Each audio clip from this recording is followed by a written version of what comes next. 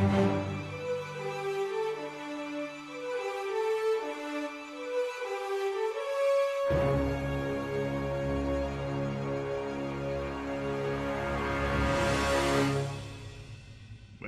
it's time for some coming attractions.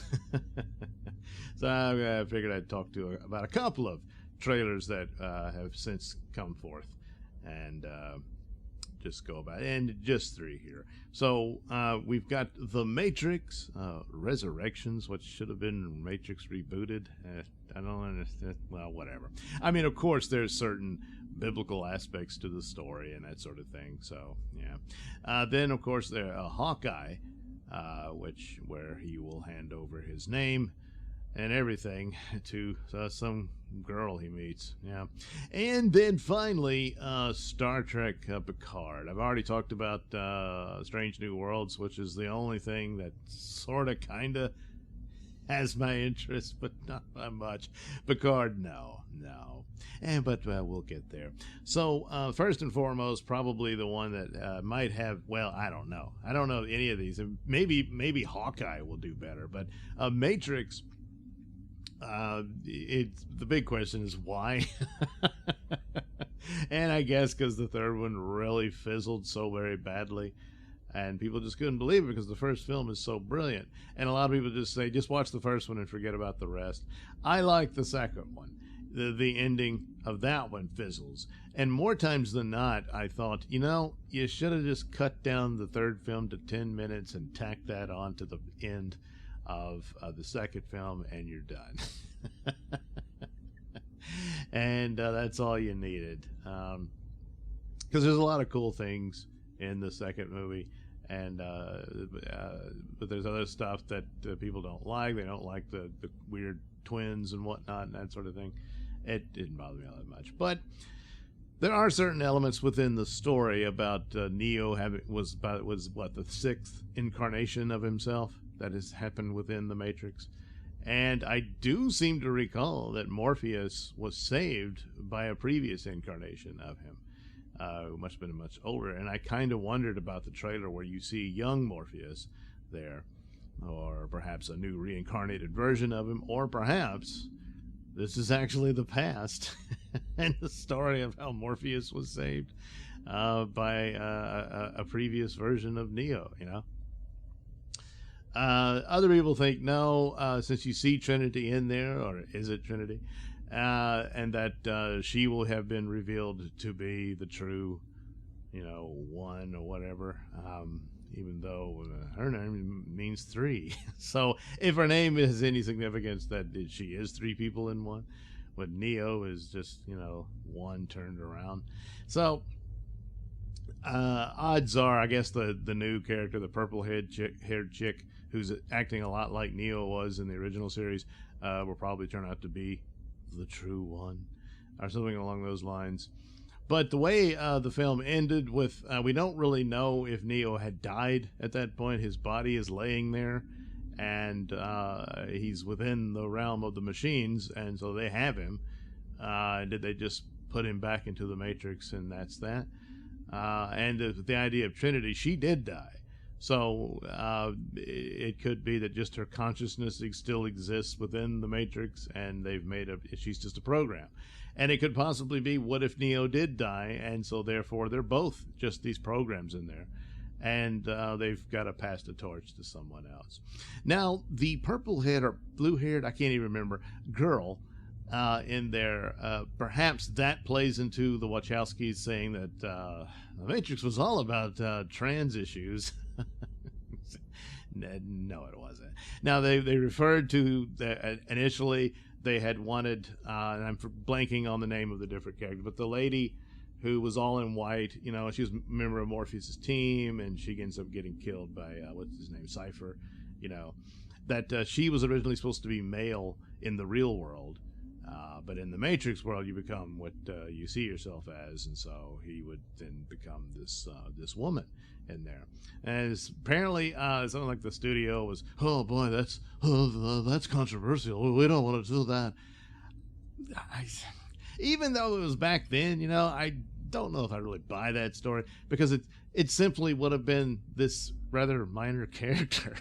It's not one of the main ones, and it gets killed off, you know. So as for the idea that there's this fantasy world, yeah, that's what it is.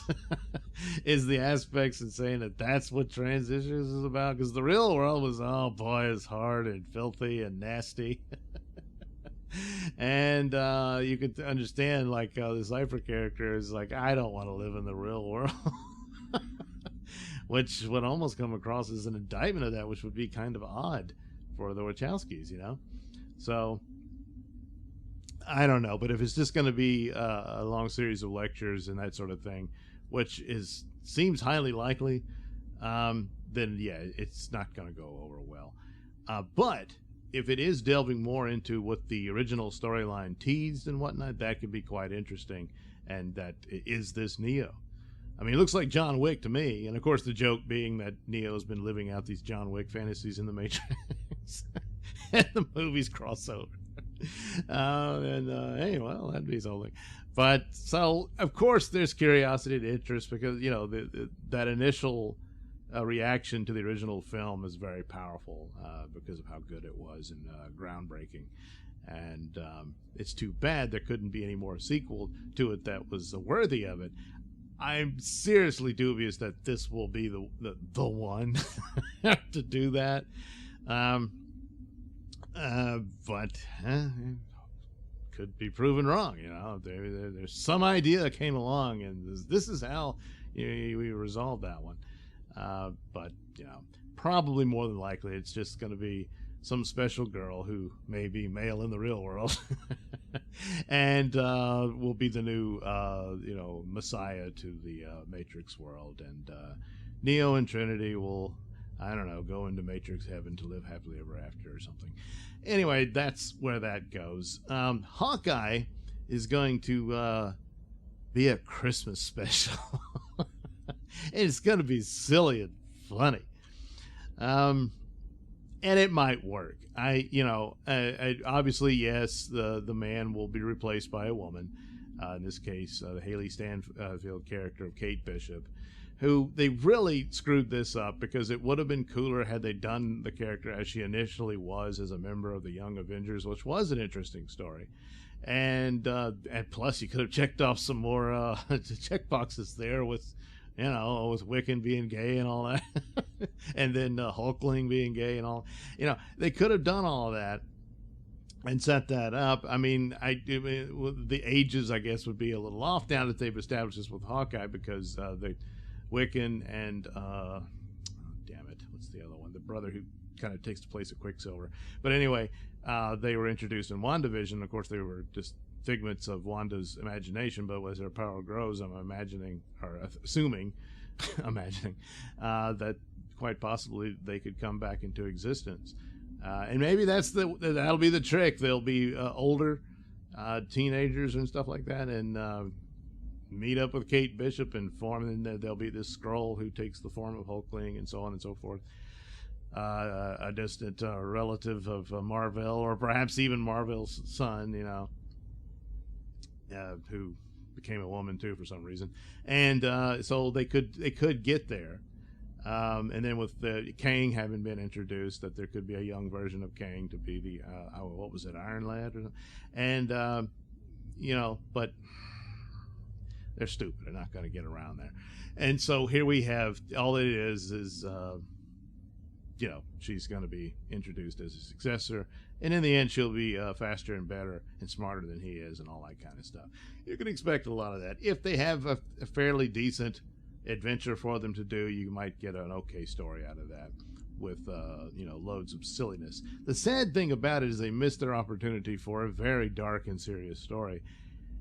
In the 5 years that the Avengers spent after Thanos defeated them, and we saw only a brief snippet of where Hawkeye was. You know, I mean, he'd become this sort of, you know, Batman slash Punisher guy, and there could have been all of that, you know, and then how dark things got, and eventually, you know, Black Widow would come for him.